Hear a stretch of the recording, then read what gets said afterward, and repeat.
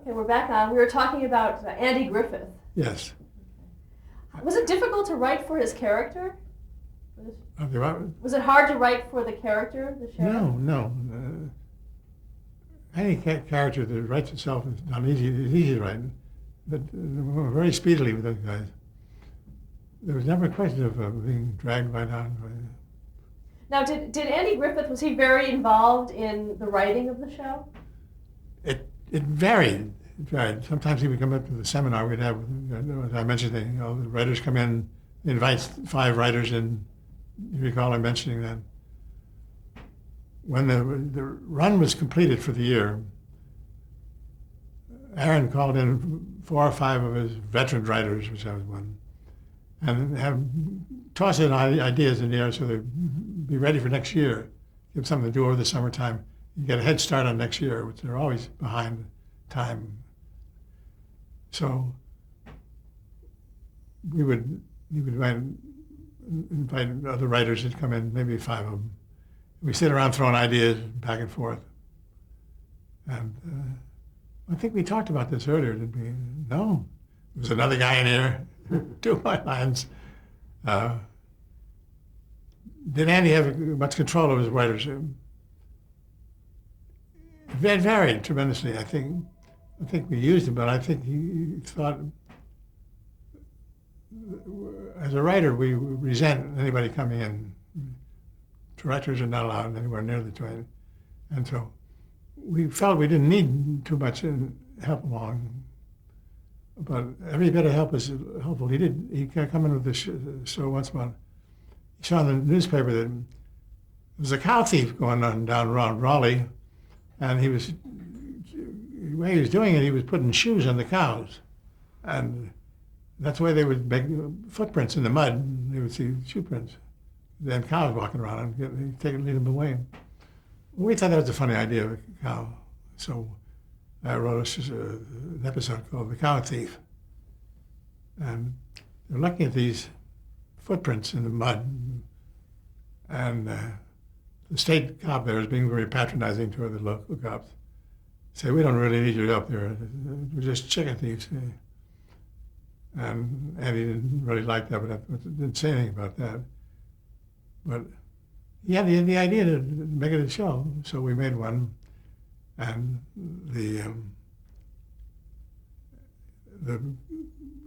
guy from the state office said, we're not going to make a moulage this time.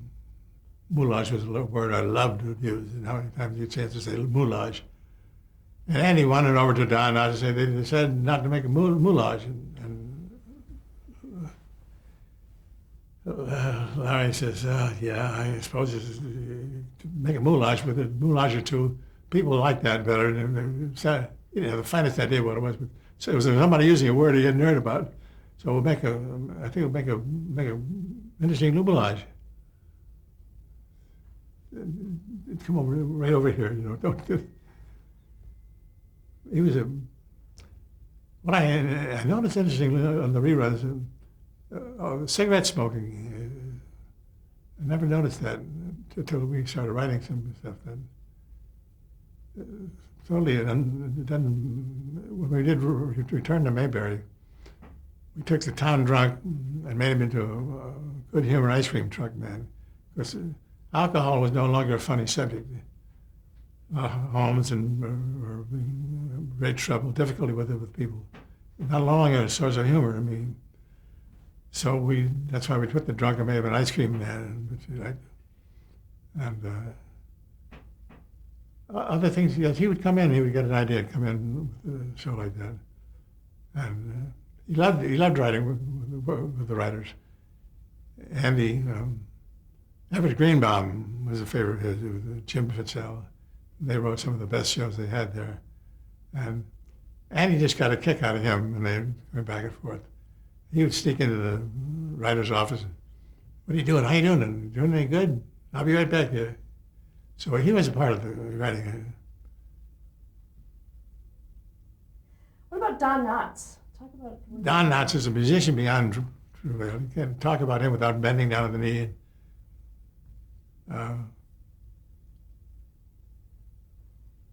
Well, it's just, have you seen the show? The facial expressions they're so applicable.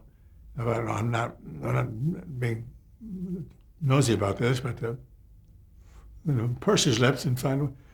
I saw him lately, and I would not recognize him. Si, have you seen him? He's a washed-out little guy. No connection, physical connection with something. He does summer theater, bounces around town, and eats like a pig. He's a thin little guy, weighed 58 pounds. We go across to the diner, and he had mashed potatoes and we're sitting eating our damn carrots, and he's throwing down this swill and having the greatest time. And we were just watching him, drooling, never gained a pound. There are people like that out there. And he was a joy, too, to work for. Can we say something bad? No, that wouldn't. Okay. The best show ever on television. I'll show you a few prints if you want to look at them later on. But it's got just a widespread appeal. People instantly react to it. Andy Griffith show, Betty will leak it out, when she carries a tin cup around at parties. And there's a certain esteem being with that show. There's a certain feeling of pride, real ego. Ego is very heavy on that show. It's on 3 times a day. You get the chance to use your ego up.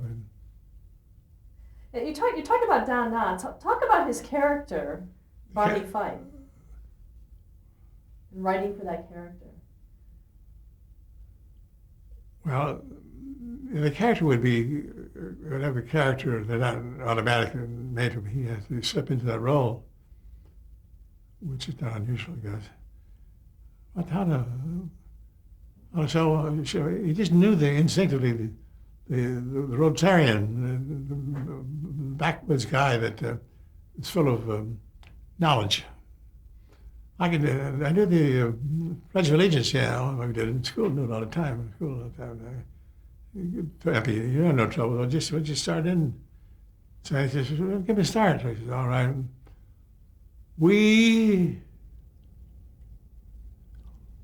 Now I try to find the people.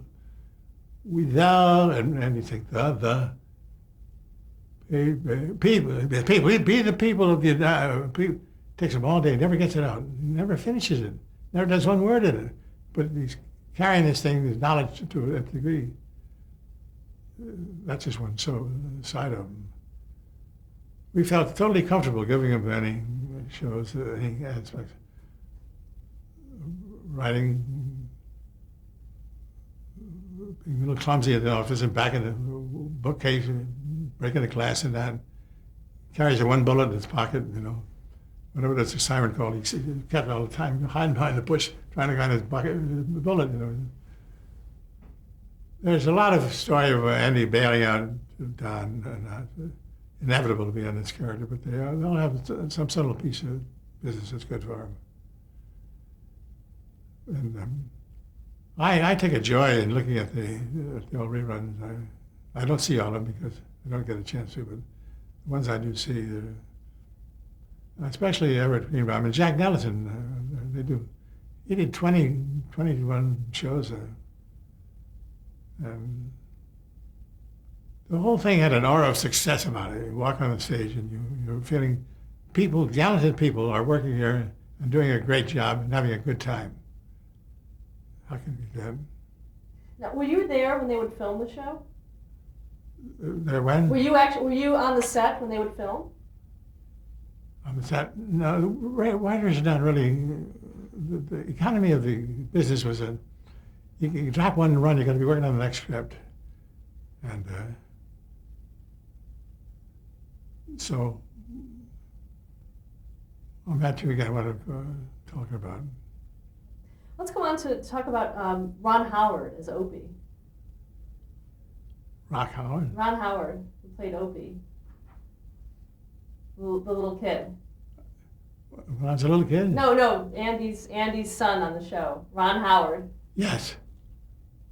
Does Andy see himself on the show with Andy Howard? That's your question? With Ron Howard Yes. as Opie. Talk about writing for the character of Opie.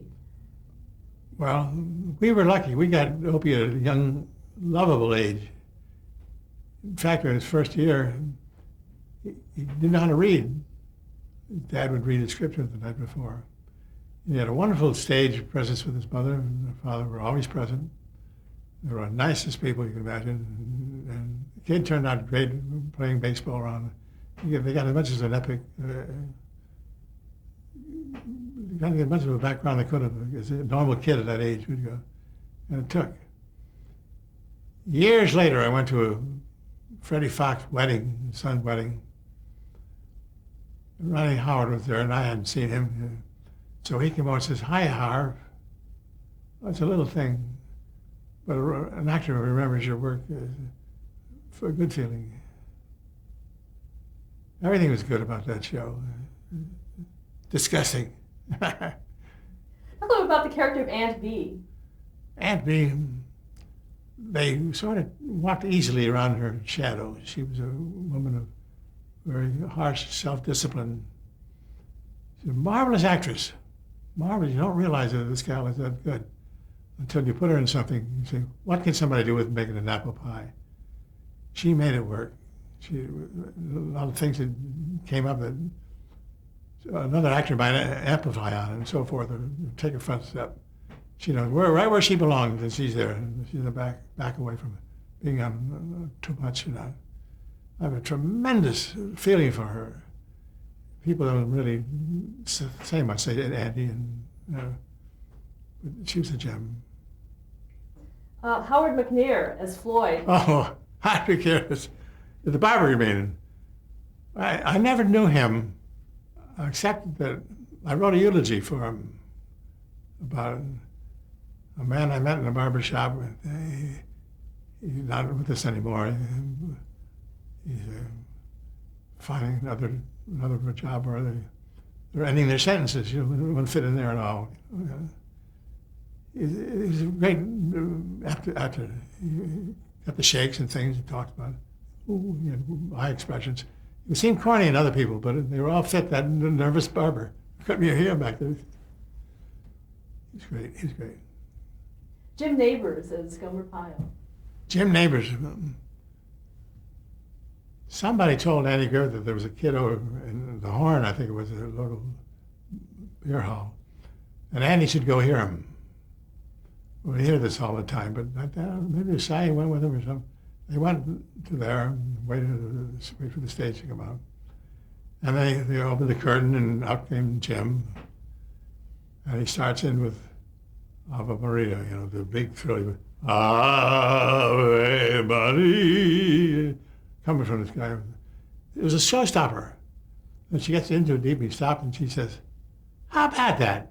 And the town goes crazy. They just seen this operatic voice, just shattered them to pieces. And out comes Willie off the pickle boat, the same. So he said, "We got to use this guy," And so we put him on the next show. Jim, he went down to Jacksonville, Florida. During the summer break, and he wanted to buy a shirt. He went in and buy a shirt in a department store there. There's a terrible crowd around, hanging around, pushing, shoving, this and that. And he's in the back, talked to the store detective. "What are they doing? What are they looking for?" "They're looking for you." They were looking for Jim. He was ready to sign their books. So that showed us he was very humble, right? Very interesting quality at this age. A lot of performers, which I don't understand. Where humility is long on the list. But he was genuinely, every time I come in a room, he'd stand up. I said, "Keep this in mind, Jim. Remember, when I come in the room, I want you to stand up every time." He was fine. He was fine. He'd make a great talk show host.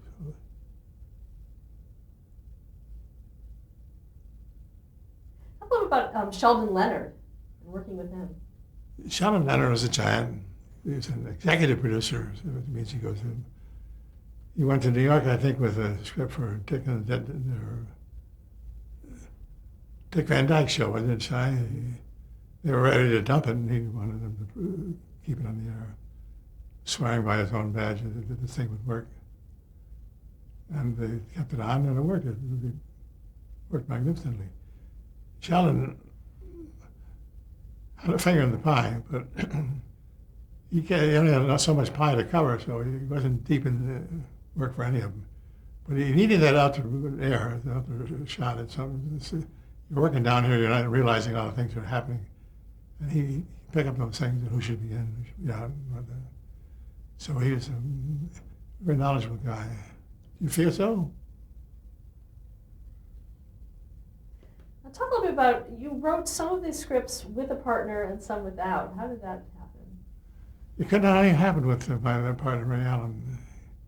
Because when he came back, he wanted to stay in England, and I wanted to come back. I had family on my mind. So we left him in London and came back, and I found work. Perry left, got me a job. And Johnny Carson, who do you trust? I was waiting for Ray to come back and get through. And he finally wound up his row of affairs there and came back, and we joined in like we never left. A marvelous partnership. We both felt we were giving more than the other guy was. It was a good measure of time. You secretly think the other guy, your partner, is giving more than you are. That's nice. That's what I said, the other guy. Sheldon was steered to go boat. New stuff came on, off to New York. How come some of the, you wrote some of them with Ray, Yes. Andy Griffith, and some of them you didn't write with Ray? I wrote 5 of them with Ray, and the rest of the 25, 26. Because I went back to him. It was Aaron's idea. I just said, Ray doesn't really feel we better find something he likes. And he said, ask him, why don't you take it yourself? Those will ring in my ears forever. So I went back to Ray and I said, he said, how'd you do? And I said, great, you got 12 more shows to do. I'd like to do them. He said, be my guest. Oh my God. So whenever there was a break in the action or weekends, I'd work on the thing. And I loved it. And he was a very supportive guy in that way. Now, generally, how long did it take you to write a script? Well, when you start where you pick up some ideas in your mind, because the guild considerations, they don't want you to leave any written material around. They're protected. So if you go in with an idea, Aaron will say, okay, I like the one about the hobo. That means you're committed to pay a story credit for it. So you go home and write an outline, and send in the outline, and I use some detailed outlines. And that's where you catch everything. You send him a detailed outline, and then he would give me some notes on the phone sometimes. Come in, we'll talk it over. And when they finally come in with the one script, give me the rewrites that he wants. They make the rewrites, and you're through the property at that time. Now, did you ever screen the show before it aired? See, before I was there? Yeah. No. When did you see the actual episode? When I see the actual episode, usually at home at night, in season. Just after, you can't go on. It's a temptation to go on the stage because that's where the action is. You're curious, interested. You don't belong there. You got a feeling you're really a writer. You've done your share. You've done your bit, and somebody else take it. A lot of writers take the directors just lessons. They ruin everything. Instead of touching it, another writer should touch my material. So how long would it take with the average be? The one I did in 4 days, one I took 3 weeks. Different pressures are going between shows going out, pitching another one and coming back. We wanted to do movies. We did a Elvis Presley movie, and at that time, that was fun too. Going back to the Andy Griffith Show, did you work at all with the directors on the show? No. Once again, they're working on a time schedule. They don't need people to come in. They can add to it if they feel it important. And the executive producer has to keep an eye on them if they're not going overboard. But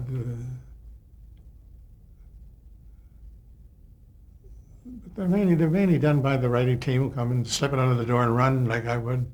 And he would call us up, and we appreciated his changes because we could see the writer in him was doing well. We would do the same thing if we had a chance to do it again. We couldn't. $3,500 at first you divided by 1750. And then you take off the manager's cut, you take off the business manager, they take off the fact that it's two people sharing the same amount.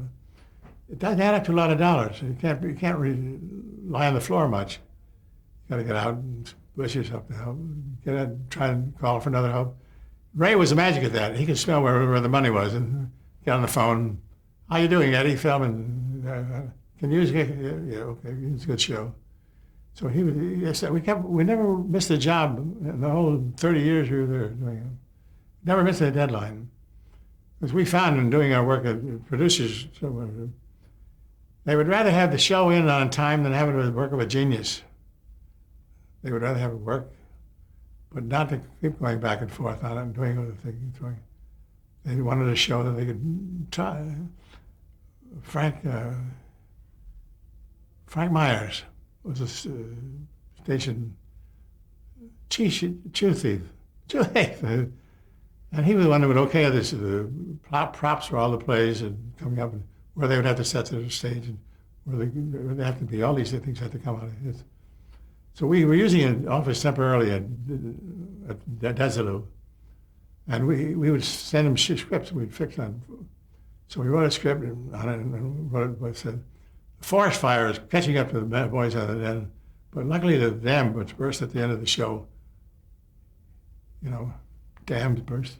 We heard him from right down the hall. He screamed, "Wow! You're killing me!" But it went back. It's just tore it up. We're not going to use that. Okay, let's talk about some of the episodes, specific episodes that you wrote for the Andy Griffith Show. You sort of mentioned this one, but Opie's Hobo Friend, the first one that you did.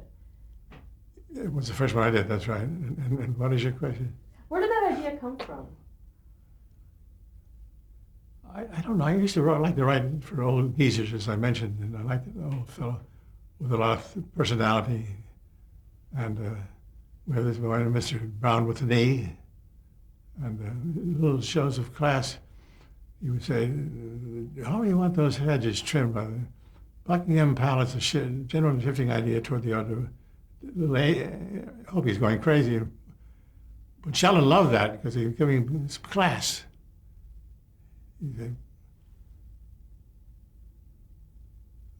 That follows us? Yeah. How did you feel about Buddy Epson being cast? I think great. Absolutely great. We had some marvelous casting on that show. Carl Swenson was the man up in the tree. Mr. McBeevy. How did that story originate?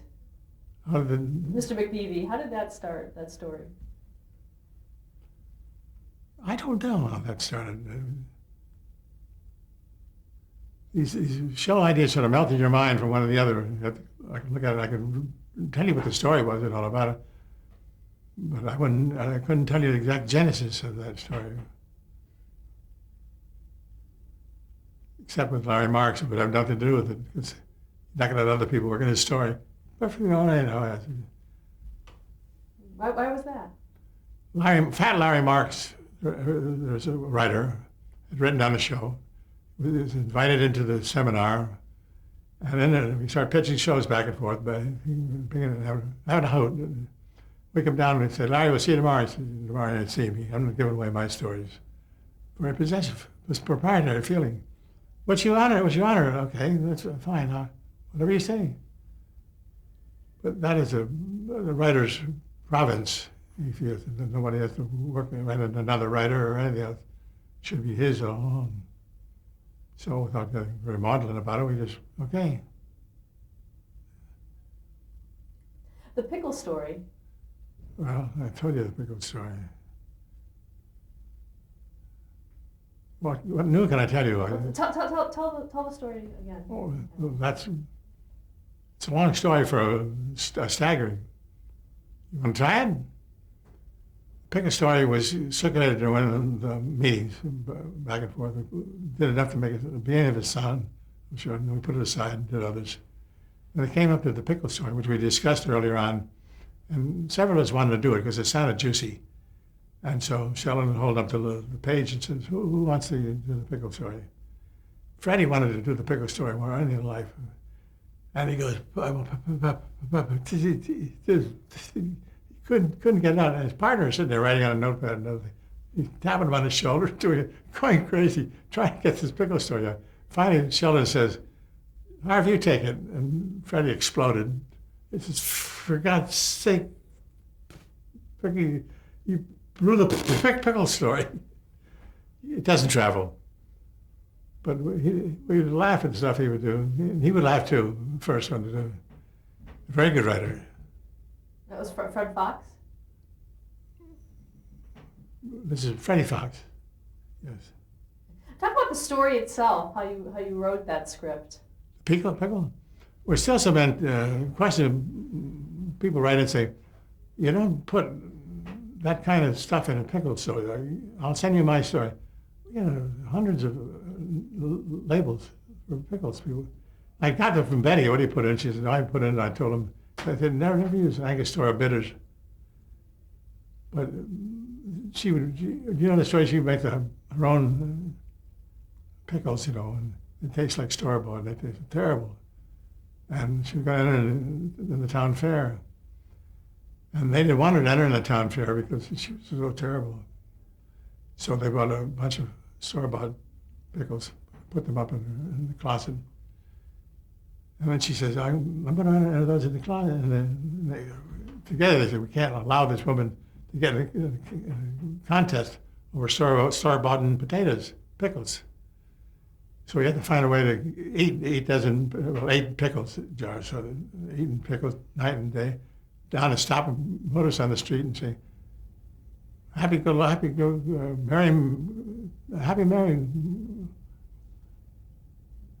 what is happy motoring. Happy motoring. Where are you going to? Utah? Here, take this with you. They were saying, doesn't tell well, but it's a good story. It's one of the better stories we've done. One Punch Opie. What do you want to know about that? I want to know about the Barney's use of the phrase "nip it in the bud." Where did that come from? Why are you using the phrase about the "nip it in the bud" phrase? Where did that come from? Buffet? No, "nip it in the bud." That was Barney's "nip it in the bud." Oh, nip it in the bud. We never found any really antecedent of that. I think we thought we put it in one show, and Jack Ellison thought he'd used it. Sort of got lost in the mire. Was who did it brought in? We had to be careful not to overdo on that one. That's too easy a joke, if you will. And well, that was I guess that's it for a pickle story. Stop there to change the tape.